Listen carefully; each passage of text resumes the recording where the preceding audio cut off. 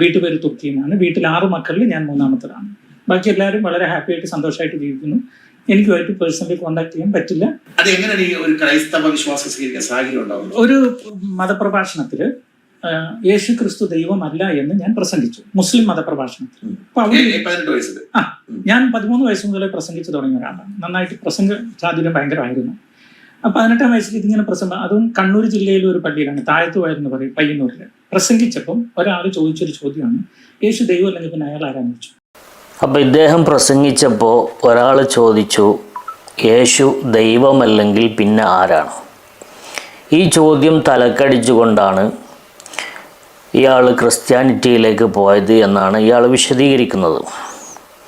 എന്തായാലും Mario Joseph എന്ന് പറയുന്ന ഇയാൾ നിരന്തരമായി കളവ് പറയുകയും ആ കളവ് ഇപ്പോഴും നിർബാധം തുടരുകയും ചെയ്യുന്നു എന്നതാണ് ഇപ്പോഴും അദ്ദേഹത്തിൻ്റെ ഈ പുതിയ അഭിമുഖത്തിലും വെളിപ്പെടുന്ന സത്യം.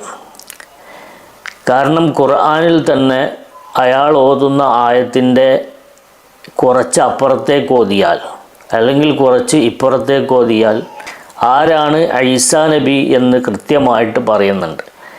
പക്ഷേ ബോധപൂർവം ഇയാൾ അത് മറച്ചു വെച്ചുകൊണ്ട് പ്രേക്ഷകർക്ക് മുന്നിൽ കളവ് പറയുകയാണ്.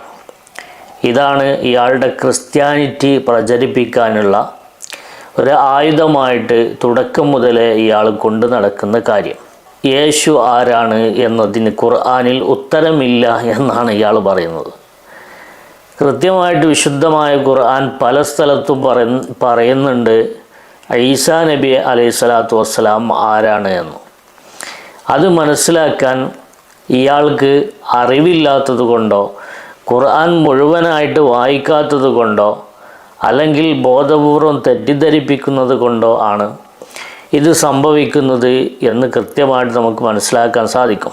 വിശുദ്ധ ഖുർആൻ കൃത്യമായിട്ട് സൂറത്തുൽ മാഇദയിൽ പറയുന്നുണ്ട്, മൽ മസീഹ് ഇബ്നു മറിയം ഇല്ലാ റസൂലുൻ. ഈസാ നബി അലൈഹിസ്സലാത്തു വസ്സലാം, അതായത് മറിയമിൻ്റെ മകൻ മസീഹ് എന്നവർ ഒരു പ്രവാചകൻ മാത്രമാകുന്നു. ഖദ് ഖലത് മിൻ ഖബലിഹി റസുൽ, അവർക്ക് മുമ്പും ധാരാളം പ്രവാചകന്മാർ വന്നിട്ടുണ്ട്. ആ പ്രവാചകന്മാരെ പോലെ ഒരു പ്രവാചകൻ മാത്രമാണ്. വ ഉമ്മുഹു സിദ്ദീഖ, അവരുടെ മാതാവ് ഒരു സത്യസന്ധയായിരുന്നു. കാനായ കുലാനി ത്വാം, അവർ ദൈവമൊന്നുമായിരുന്നില്ല, അവർ ഭക്ഷണമൊക്കെ കഴിച്ചിരുന്നു എന്ന് സൂറത്തുൽ മാഇദയിൽ കൃത്യമായി പറയുന്നു. വീണ്ടും അല്ലാഹു സുബ്ഹാനഹു തആല ആലി ഇമ്രാനിൽ പറയുന്നത് നോക്കൂ, ഇന്ന മസല ഈസാ ഇൻദല്ലാഹി കമസലി ആദം. ഈസാ നബിയുടെ ഉപമ അള്ളാഹുവിൻ്റെ അടുക്കൽ ആദം നബിയെ പോലെയാണ്. ഖലഖഹു മിൻ തുറാബ് സുമ്മ ഖാല ലഹു കുൻ ഫയകുൻ, മണ്ണിൽ നിന്ന് സൃഷ്ടിക്കുകയും അതിനോട് അള്ളാഹു റബ്ബുൽ ഇസ്സത്ത് കുൻ, നീ ഉണ്ടാവുക എന്ന് പറഞ്ഞപ്പോൾ അത് ഉണ്ടാവുകയും ചെയ്തു എന്ന് സൂറത്ത് ആലി ഇമ്രാനിൽ പറയുന്നു. വീണ്ടും വിശുദ്ധമായ ഖുർആൻ ഈസാ നബി ആരാണെന്ന് വ്യക്തമാക്കുന്നു. ഇന്നമല്ലാഹു ഇലാഹും വാഹിദുൻ സുബ്ഹാനഹു അയ്യകൂന ലഹു വലദ്. ഈസാ നബി അള്ളാഹുവിൻ്റെ മകനാണ് എന്ന് പറഞ്ഞവർക്ക് മറുപടിയായിട്ടാണ് ഖുർആൻ ഇത് പറയുന്നത്.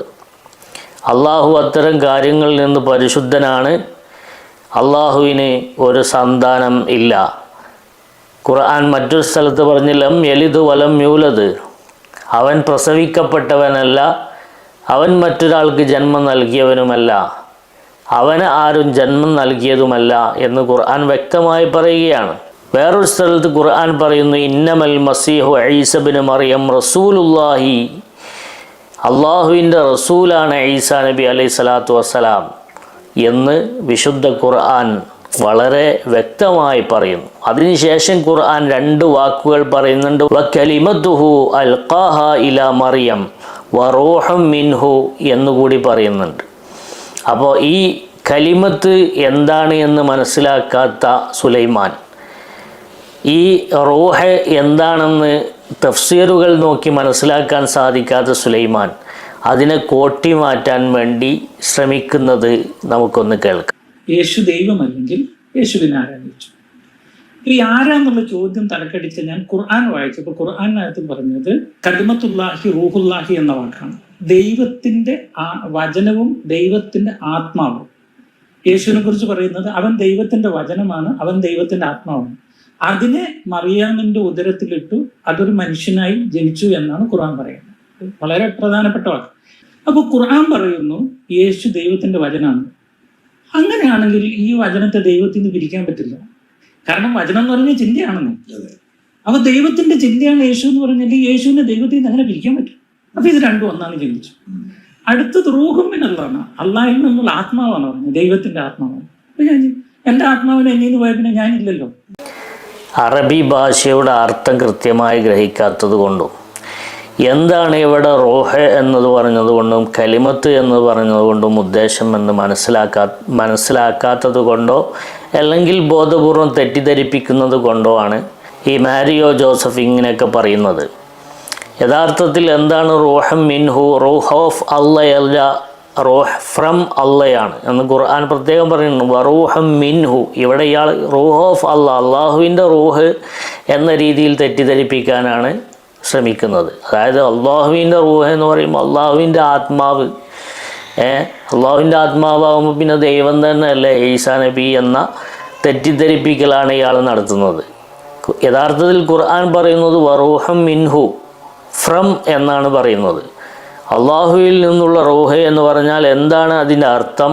വറസൂലും മിൻഹു, അള്ളാഹുവിൻ്റെ ദൂതൻ എന്നാണ് അതിൻ്റെ അർത്ഥം. അല്ലെങ്കിൽ വ മഹബ്ബത്തു മിൻഹു, അള്ളാഹുവിൽ നിന്നുള്ള സ്നേഹം എന്നാണ് ആ റൂഹിൻ്റെ അർത്ഥം എന്ന് കൃത്യമായിട്ട് മുഫസ്സിറുകൾ വിശദീകരിച്ചതായി കാണാൻ സാധിക്കും.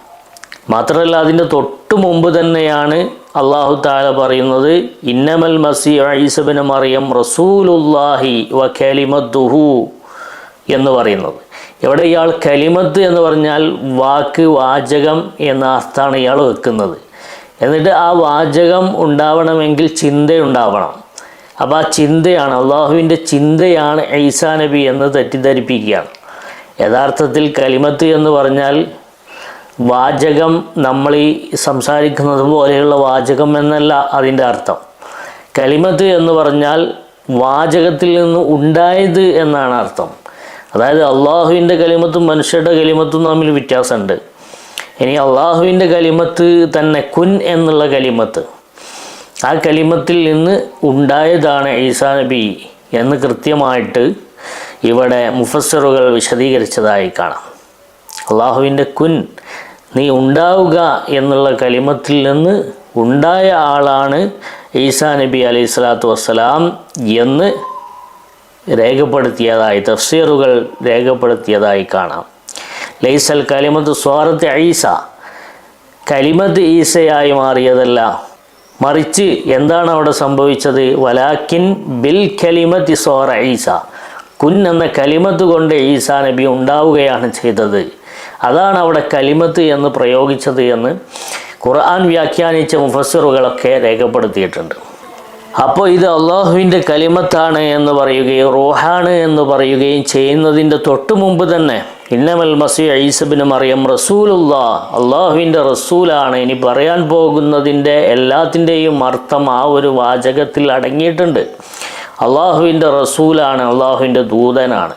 അള്ളാഹുവിൻ്റെ ദൂതനാണ്, മറ്റൊരു സ്ഥലത്ത് അള്ളാഹുവിൻ്റെ അടിമയാണ്, മറ്റൊരു സ്ഥലത്ത് ഖുർആൻ പറയുന്നത് ഈസാ നബി അലൈഹി സ്വലാത്തു വസ്സലാമിനെ ആദം നബിയെ സൃഷ്ടിച്ചതുപോലെ ഞാൻ സൃഷ്ടിച്ചതാണ് എന്നൊക്കെ പറയുമ്പോൾ ആ ഈസാ നബി ആരാണെന്ന് എനിക്ക് പിടുത്തം കിട്ടിയില്ല, എന്നിട്ട് അതെൻ്റെ തലക്കടിച്ചു, മറിഞ്ഞു, ഉരുണ്ടോ എന്നൊക്കെ പറഞ്ഞ് തെറ്റിദ്ധരിപ്പിക്കാൻ വേണ്ടി ശ്രമിക്കുന്ന മാരിയോ ജോസഫ്, നിങ്ങൾ ചെന്നുപെട്ടിട്ടുള്ളത് നിങ്ങളുടെ കളവ് കൊണ്ട് വലിയ ഗർത്തത്തിൽ വീണിരിക്കുകയാണ്. നിരന്തരമായി നിങ്ങളെ കളവ് പറയുന്നത് കൊണ്ടാണല്ലോ നന്ദി ദാറുസലാമിൽ നിന്ന് ബഹുമാനപ്പെട്ട ഷെയ്ഖുന സയ്യിദുൽ ഉലമ സയ്യിദ് ജിഫ്രി മുത്തുക്കോയ തങ്ങൾ ആ കാലഘട്ടത്തിൽ നിങ്ങളെ പിടിച്ച് പുറത്താക്കിയത്. അതിനുശേഷവും നിങ്ങൾ ഈ കളവ് ഇങ്ങനെ നിരന്തരം തുടർന്നുകൊണ്ടിരിക്കുകയാണ്. നിങ്ങൾ ഈ കളവ് പറയുമ്പോൾ ഇതൊക്കെ മനസ്സിലാക്കുകയും ഇതൊക്കെ വായിക്കാൻ അറിയുകയും ചെയ്യുന്ന ആളുകൾ എല്ലാ സ്ഥലത്തുമുണ്ട്, നിങ്ങളുടെ വാക്കുകളൊക്കെ കേൾക്കുന്നുണ്ട് എന്നുള്ളൊരു ബോധം, നിങ്ങളുടെ ഈ അഭിമുഖമൊക്കെ കേൾക്കുന്നുണ്ട് എന്നുള്ള ഒരു ബോധമെങ്കിലും നിങ്ങൾക്ക് വേണ്ടേ? തുടർന്നുകൊണ്ട് അയാൾ പറയുന്ന ചില തെറ്റിദ്ധരിപ്പിക്കൽ കൂടെ നമുക്ക് നോക്കാം. ഈ ചിന്തയിൽ ഖുർആൻ വായിക്കുമ്പോൾ ഖുർആൻ 10:94 ഫഇൻ കുന്തും ഫീ ശക്കിൻ മിമ്മാ അൻസൽനാ ഇലൈക ഫസ്അലിൽ ലദീന യഖറഊനൽ കിതാബ മിൻ ഖബ്ലിക്. നിനക്ക് ഖുർആനിൽ സംശയം ഉണ്ടെങ്കിൽ ഖുർആനിന് മുമ്പുള്ള വേദം വായിച്ച ആളുകളോട് പോയി ചോദിച്ചാൽ മനസ്സിലാവും എന്ന് പറഞ്ഞാൽ ബൈബിൾ വായിച്ചാൽ മനസ്സിലാവും. അതായത് നമ്മളിറക്കിയ വിശുദ്ധ ഖുർആനിൽ നിങ്ങൾക്ക് സംശയമാണെങ്കിൽ മുമ്പിറക്കിയ തൗറാത്ത്, ഇഞ്ചീൽ, സബൂർ നിങ്ങൾ പോയി വായിച്ചാൽ മനസ്സിലാകും എന്ന് പറയുമ്പോൾ, അതായത് ബൈബിൾ എന്ന് ഇയാൾ അതിനെ കൽപ്പിക്കുകയാണ്, കൽപ്പന കൊടുക്കുകയാണ്, അർത്ഥകൽപ്പന ചെയ്യുകയാണ്. യഥാർത്ഥത്തിൽ ബൈബിൾ എന്താണ്? ഇഞ്ചീൽ ഏതാണ്? ബൈബിളും ഇഞ്ചീലും തമ്മിൽ എന്തെങ്കിലും ബന്ധമുണ്ടോ? ഇഞ്ചീൽ പോയി വായിക്കാനാണ് പറയുന്നത്. അതിൽ പറയുന്നുണ്ട് ഈസാ നബി അലൈഹി സ്വലാത്തു വസ്സലാം ആരാണെന്ന്, ദൈവമല്ല എന്നും യഥാർത്ഥത്തിൽ ദൈവത്തിൻ്റെ പുത്രനല്ല എന്നും അള്ളാഹുവിൻ്റെ അടിമ മാത്രമാണെന്നും റസൂലാണെന്നുമൊക്കെ ഇഞ്ചീലിൽ തന്നെ പറയുന്നുണ്ട്. അതനുസരിച്ചായിരുന്നു മുൻഗാമികളായ ഇഞ്ചീലിൻ്റെ ആളുകൾ ജീവിച്ചു വന്നിരുന്നത്. പിന്നീട് ആ ഇഞ്ചീലിനെ മാറ്റിമറിച്ച് ബൈബിളാക്കി. ബൈബിളാക്കുന്നതിന് മുമ്പ് തന്നെ എത്രയോ മാറ്റിമറിക്കലുകൾ നടത്തിയിട്ടുണ്ട്. ബൈബിൾ ആക്കിയതിന് ശേഷം 80ഓളം തവണ ബൈബിൾ തിരുത്തിയിട്ടുണ്ട് എന്ന് മലയാള മനോരമയിൽ ഇവരുടെ ഔദ്യോഗികമായിട്ടുള്ള ആളുകൾ തന്നെ രേഖപ്പെടുത്തിയത് ഞാൻ വായിച്ചിട്ടുണ്ട്. അതിവർക്ക് നിഷേധിക്കാൻ സാധ്യമല്ല. ബൈബിൾ തന്നെ 80 ചില്ലാനം തവണ തിരുത്തിയിട്ടുണ്ട് എന്നാണ് പറയുന്നത്. അപ്പോൾ ബൈബിൾ ആക്കുന്നതിന് മുമ്പ് എത്ര വട്ടം തിരുത്തിയിട്ടുണ്ടാകും? അപ്പോൾ ഇഞ്ചീൽ എന്ന ഗ്രന്ഥവും ബൈബിളും തമ്മിൽ എന്തെങ്കിലും ബന്ധമുണ്ടോ? ഒരിക്കലുമില്ല. ബൈബിൾ ആരാണ് രചിച്ചത് എന്ന് അവർക്ക് തന്നെ അറിയാം. അതിലെ മത്തായി സുവിശേഷം, മറ്റുള്ള സുവിശേഷങ്ങളൊക്കെ ഓരോരുത്തരുണ്ടാക്കിയതാണ് എന്നുള്ളത് സുവ്യക്തമാണ്. അത് അള്ളാഹുവിൽ നിന്നിറക്കിയ ഇഞ്ചീലല്ല ബൈബിൾ എന്ന് പറയുന്നു. അപ്പോൾ ഇയാൾ അവിടെയും അതിനെ കോട്ടി മാറ്റാൻ വേണ്ടി ശ്രമിക്കുകയാണ്. ബൈബിൾ വായിക്കാനല്ല പറഞ്ഞത്, ഇഞ്ചീൽ പോയി വായിക്കാനാണ് പറഞ്ഞത്. ഇഞ്ചീലിൽ, യഥാർത്ഥ ഇഞ്ചീലിൽ ഇപ്പോഴും ഉണ്ട് ഈസാ നബി അലൈഹി സ്വലാത്തു വസ്സലാം അള്ളാഹുവിൻ്റെ അടിമയാണ്, അള്ളാഹുവിൻ്റെ ദൂതനാണ്. അതാണ് ഈ ഖുർആനിൽ നിങ്ങൾക്ക് സംശയമുണ്ടെങ്കിൽ ഇഞ്ചീൽ നിങ്ങൾ വായിച്ചോളൂ എന്ന് ധൈര്യസമേതം ഖുർആൻ പറയാനുള്ള കാരണം. മനസ്സിലായില്ലേ? അപ്പോൾ ഇയാൾ ഇതൊക്കെ കോട്ടിമാറ്റിയാൽ ഇയാളെ വിചാരം ഇതൊക്കെ ഇയാൾക്ക് മാത്രം സാധിക്കുന്ന കാര്യമാണ്, ഇതൊന്നും അറിയുന്ന ആളുകൾ മറ്റാരും ഇല്ല എന്ന് പൂച്ച കണ്ണടച്ച് പാല് കുടിക്കുന്നത് പോലെ ചെയ്താൽ മറ്റാർക്കും ഇത് മനസ്സിലാകില്ല എന്നാണ് ഇയാളുടെ ധാരണ. അപ്പോൾ ഇയാൾ ഈ പറയുന്ന ഇത്രയും പ്രകടമായ കളവ് പറയുന്ന ഇയാൾ മറ്റു കാര്യങ്ങളിൽ എന്തെല്ലാം കളവ് പറഞ്ഞിട്ടുണ്ടാവും. അപ്പോൾ ഇയാളുടെ ട്രസ്റ്റും മറ്റു കാര്യങ്ങളുമായി ബന്ധപ്പെട്ട് നടക്കുന്ന ഇപ്പോഴത്തെ വിവാദത്തിൽ ഇയാൾ ഇങ്ങനെ ഒരു ഗർത്തത്തിൽ അകപ്പെടാനുള്ള കാരണം നിരന്തരമായ ഇയാളുടെ കളവിൻ്റെ സഞ്ചാരം തന്നെയാണ് എന്ന് വ്യക്തം.